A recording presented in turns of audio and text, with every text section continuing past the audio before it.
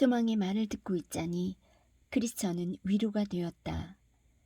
서글프고 음울한 처지에 빠진 두 사람은 어둠 속에서 이렇게 서로를 의지하고 있었다. 저녁 무렵 거인은 두 사람이 자기 충고를 따랐는지 살펴보려고 다시 감옥을 찾았다. 하지만 순례자들의 목숨은 여전히 붙어 있었다.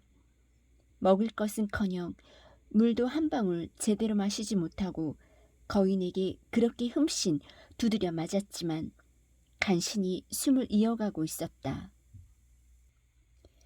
그런데 내가 꿈에서 보니 거인은 두 사람이 자기 충고를 따르지 않아 목숨을 부지하고 있는 꼴을 보고 화가 머리 끝까지 치밀었다.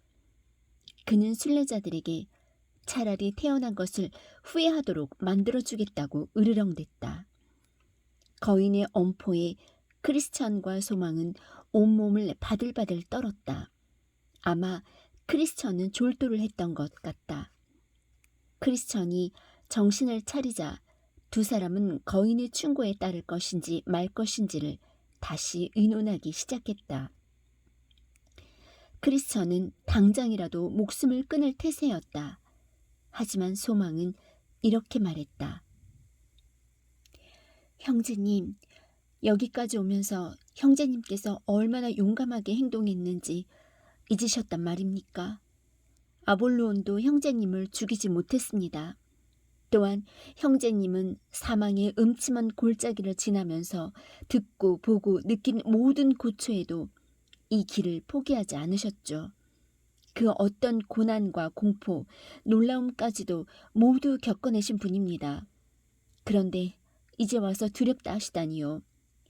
저처럼 형제님보다 더 힘없는 사람도 형제님과 같이 감옥에 갇혀 있습니다. 저도 형제님처럼 거인한테 두들겨 맞았고 빵과 물은 입에 대지도 못하면서 이 컴컴한 어둠 속에서 함께 한탄하고 있지 않습니까? 하지만 우리 조금만 더 참아봅시다. 허영의 시장에서 형제님이 얼마나 남자다웠는지 떠올려 보세요. 그때 형제님은 쇠사슬이나 감옥도 그리고 피 흘려 목숨을 잃는 것도 두려워하지 않았습니다. 할 수 있을 때까지 한번 버텨보자고요. 적어도 그리스도인이 되기 위해 부끄러운 모습은 보이지 말아야 할 것 아닙니까? 소망이 설득했다. 다시 밤이 오자 거인과 아내는 잠자리에 들었다. 아내는 감옥에 갇혀 있는 자들이 남편의 조언에 따라 자살했는지 물었다. 그러자 거인은 그들의 목숨이 얼마나 질긴지 자살은커녕 온갖 고통을 고스란히 겪어내고 있다고 대답했다. 이를 듣고 난 아내는 이렇게 말했다. 그럼 그 사람들을 내일 성마당으로 끌어내어 예전에 죽임을 당한 놈들의 뼈와 해골을 보여주세요. 그러면서 당신에게 먼저 죽임을 당한 사람들처럼 그들을 일주일 안에 갈기갈기 찢어 죽이겠다고 위협해 보세요. 아침이 밝자 거인은 다시 감옥으로 가서 그들을 성마당으로 끌어냈다. 그러고 나서는 아내가 시키는 대로 뼈와 해골을 보여주었다. 이것들은 모두 순례자의 뼈다.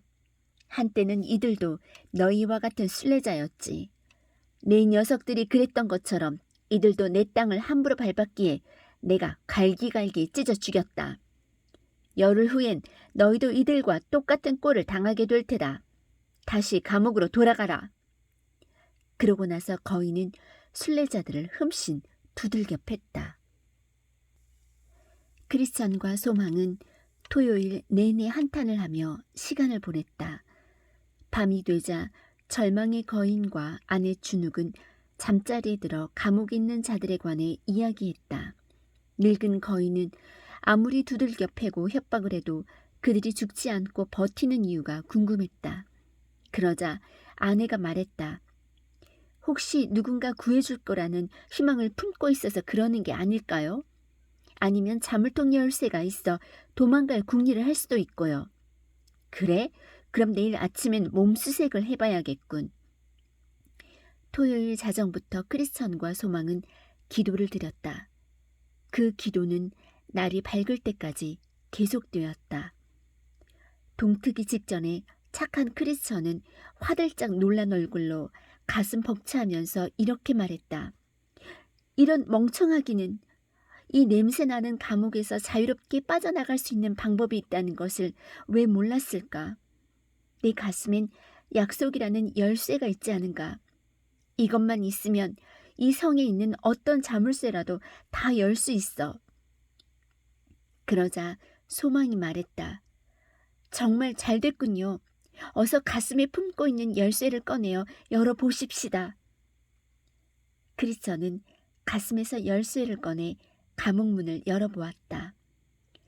열쇠를 돌리자 감옥문이 스르르 열렸다. 크리스천과 소망은 밖으로 빠져나왔다. 그리고 성 마당으로 가는 문을 향해 간 다음 약속이란 열쇠로 문을 열었다. 그러고는 철문 앞으로 갔다. 이 문을 열어야만 성 밖으로 빠져나갈 수 있었다. 자물쇠가 상당히 단단하게 채워져 있었지만 역시 약속이란 열쇠로 열 수 있었다. 두 사람은 문을 열어젖히고 적먹던 힘까지 끌어모아 전속력으로 도망쳤다. 문이 열리는 삐그덕 소리에 잠을 깬 절망의 거인은 두 사람을 잡으려고 허둥지둥 달려나왔다. 하지만 거인은 발작을 일으키는 바람에 사지가 마음대로 말을 듣지 않아 결국 두 사람을 놓치고 말았다. 크리스천과 소망은 계속 달려서 하늘의 성으로 가는 큰 길에 이르렀다. 이 길은 거인의 땅이 아니었기 때문에 안전했다. 발판을 딛고 울타리를 다시 넘어온 두 사람은 뒤에 오는 순례자들이 절망의 거인 소나귀에 붙잡히지 않도록 특단의 조치를 취하기 시작했다. 두 사람은 발판 옆에 기둥을 세워 다음과 같은 문구를 새겨 넣었다. 이 발판을 넘으면 절망의 거인이 사는 의심의 성이 나오게 됩니다.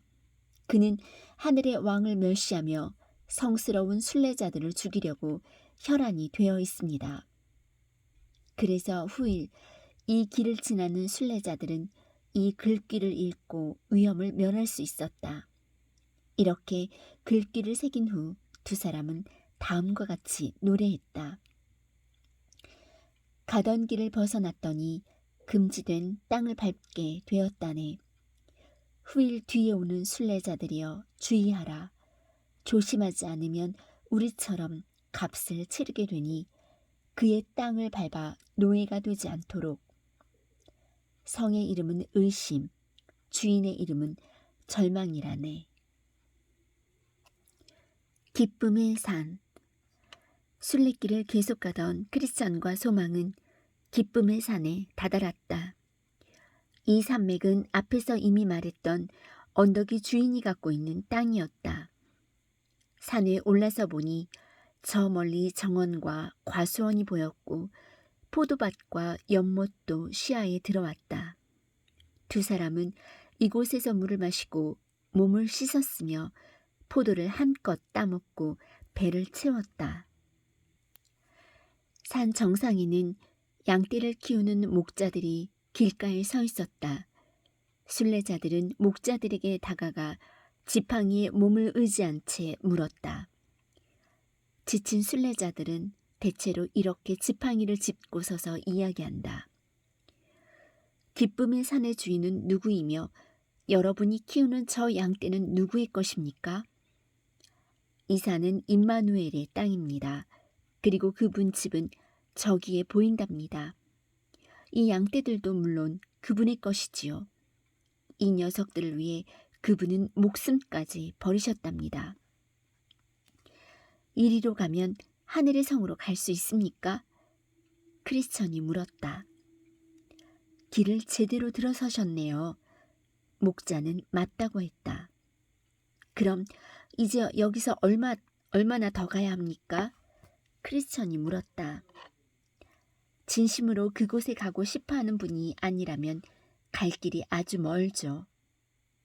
가는 길은 안전한가요? 위험한가요?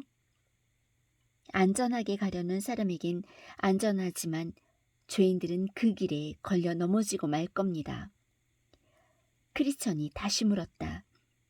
길을 가는 도중에 지쳐 쓰러지기 일보 직전이 된 순례자들이 쉴 수 있는 곳이 있나요? 물론 쉴 곳이 있습니다. 이 산의 주인님은 저희에게 손님 대접하기를 잊지 말라는 명을 내리셨습니다. 내가 꿈에서 보니 목자들은 크리스천과 소망이 나그네임을 알아채고 이렇게 물었다. 질문의 내용은 다른 곳에서 받았던 것과 같았다. 어디서 오셨습니까? 어쩌다 순례를 하시게 되었나요? 그 길을 어떻게 참아내셨나요? 이곳으로 오려고 시도했던 사람들 중에서 이 산까지 도착해 얼굴을 보인 이들은 거의 없었기 때문이었다. 이들의 대답을 들은 목자들은 너무나 기뻐하며 사랑스러운 눈으로 두 사람을 바라보며 말했다. 기쁨의 산에 오신 것을 환영합니다. 목자들의 이름은 지식, 경험, 주의, 성실이었다. 목자들은 순례자의 손을 이끌어 막사로 데리고 들어가 차려놓은 상을 함께 나누어 먹었다. 잠시 머물다 가시지요. 저희를 사귀어 두면 기쁨의 산에서 좋은 것을 보고 위안을 받으실 수 있답니다. 그러자 크리스천과 소망은 그곳에 머물겠다고 말했다. 이미 밤이 깊었기 때문에 두 사람은 그날 밤을 그곳에서 묵었다. 다음 날 아침 내가 꿈에서 보니 목자들은 크리스천과 소망을 불러낸 다음 함께 산을 오르고 있었다. 그들은 다 함께 길을 걸으며 길가에 펼쳐진 아름다운 풍경을 만끽하고 있었다. 한 목자가 다른 목자에게 넌지시 말했다. 저 순례자들에게 놀라운 것들을 보여드릴까? 목자들은 그렇게 하기로 했다. 그들은 맨 먼저 실수라는 가파른 언덕에 데리고 가더니 아래쪽을 내려다보라고 했다. 크리스천과 소망이 아래를 보니 사람들이 그 산꼭대기에서 떨어져 온 몸이 산산조각 난 채 쓰러져 있었다. 크리스천이 물었다. 저것은 뭐지요? 목자가 대답했다. 육체의 부활을 믿지 않은 후메네오와 빌레도를 따르다가 실족한 사람들의 얘기를 들어본 적이 있습니까? 네, 그렇습니다. 그러자 목자가 말했다. 저 아래 널브러져 있는 시체가 바로 그들이죠. 그래서 오늘날까지 장례도 치르지 못하고 있답니다.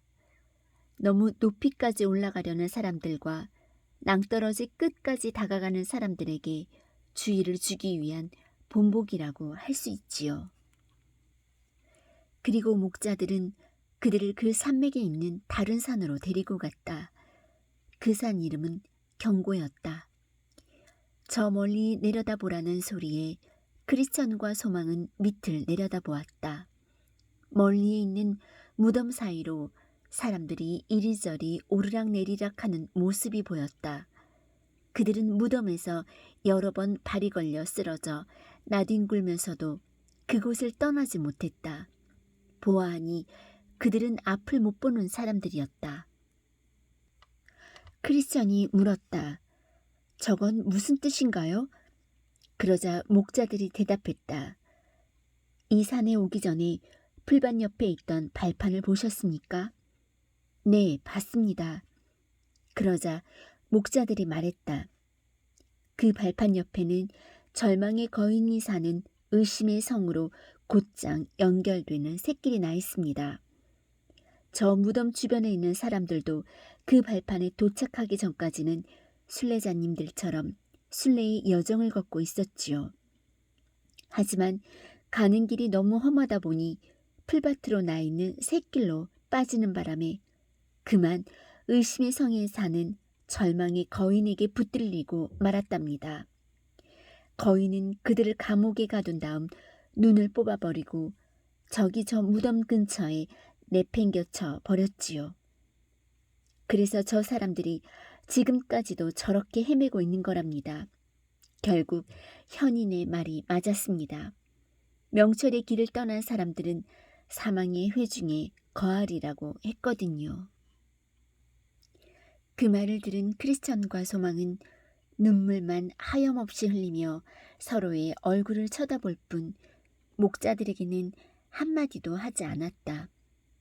내가 꿈에서 보니 목자들은 두 순례자를 데리고 내려가 산 중턱에 나 있는 문을 보여주었다. 그들은 문을 열더니 그 안을 들여다보라고 했다. 두 사람이 그 안을 들여다보니 어둡고 연기가 자욱했다. 그 안에서는 불에 타는 듯한 소리와 함께 고통당하는 자들의 비명이 들렸고 유황 냄새도 났다. 크리스천이 물었다. 이건 무슨 의미입니까? 이곳은 지옥으로 가는 샛길이며 위선자들이 이 길로 들어간답니다. 에서처럼 장자의 명분을 판 사람, 유다처럼 스승을 팔아먹은 사람, 알렉산더와 같이 복음을 비난한 사람, 아나니아와 그의 아내 삽비라처럼 거짓말하고 남을 속이는 자들은 이 길로 들어서게 되죠. 그 말이 소망이 목자들에게 물었다. 하지만 저들도 겉으로 보기엔 모두 지금 우리 같은 순례자로 보이는데도요. 맞습니다. 게다가 그들은 아주 오랫동안 순례를 하고 있었지요. 지금은 저렇게 비참하게 버림받은 모습이긴 하지만 만약 저 사람들이 계속 순례의 길을 걸었다면 얼마나 더 멀리 갈 수 있었을까요? 소망이 물었다. 조금 더 멀리 갔거나 아무리 멀리 간다 해도 이 산까지밖에 못 왔을 겁니다. 목자들이 말했다. 그러자 순례자 둘 중 한 사람이 말했다. 그럼 강하신 분께 우리가 계속 순례할 수 있도록 힘을 달라고 애원해야겠습니다. 네, 맞습니다. 그리고 그 힘을 얻게 되면 반드시 사용하셔야 합니다. 목자들이 말했다. 그쯤 순례자들은 길을 떠나야겠다고 마음먹었고 목자들도 그러는 게 좋겠다고 생각했다. 그래서 그들은 산 아래까지 함께 걸어 내려왔다.